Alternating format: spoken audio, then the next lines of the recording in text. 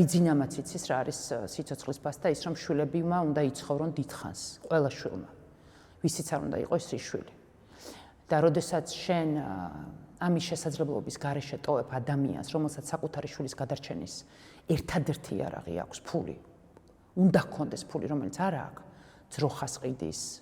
აი, ჩემი გადაცემა გავიდა ალბათ ნახე, ძროხას ყიდის, ტრაქტორს ყიდის, ყველაფერს ყიდის, იმიტომ რომ შვილი გადაარჩინოს და შენ ამას უკეტავს არსებო წყაროს. ანუ გადარჩის ხვის, ანუ ჩვენ ხო ყველაფერს ვაკეთებთ, რომ ჩვენმა შვილებმა დიდხანს იცხოვრონ. მე დარწმუნებულია, რომ ბიძინა ივანიშვილი ყველაფერს, ყველა სიგიჟეს აკეთებს, რომ მისმა შვილებმა დიდხანს იცოცხლოს.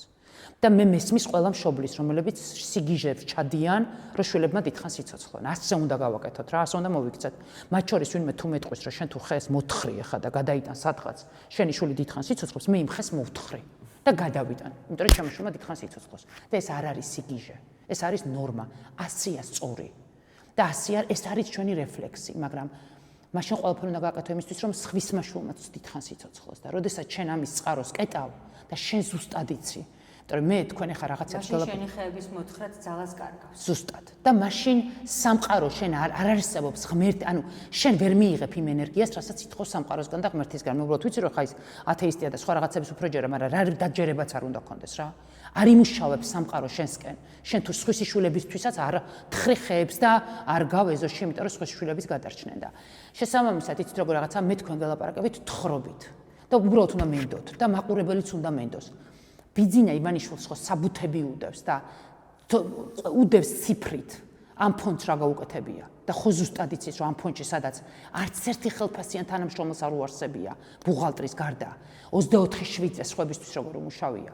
და შესაბამისად, როდესაც შენ ამას კეტავ, აი ეს მთელი შესაძლებლობები, ეს ასობით ადამიანი, მომავალი ასობით ადამიანი, რომელიც დახმარება, რომელიც შვილს ვერ გადაარჩენს და ექნება გაფიქრება, რომ აი ნანუკას ფონდი რო ყოფილიყო, ამას ვიზამდი. ნახე, დედა მეუბნება, რომ თქვენ არ იცით თურქეთის კლინიკაშიო, თქვენი ნომერი რამდენ დედას აქვს შავი დღისთვის შენახულიო. ანუ იმ დედას ღმერთო ყველას კარგად უმყოფე, მაგრამ აი ვიღაცამ რო ოდესღაც ვერ მოახერხოს რაღაც, აი ვიღაცამ რა, არავის კონკრეტულს არ გულისხმობ.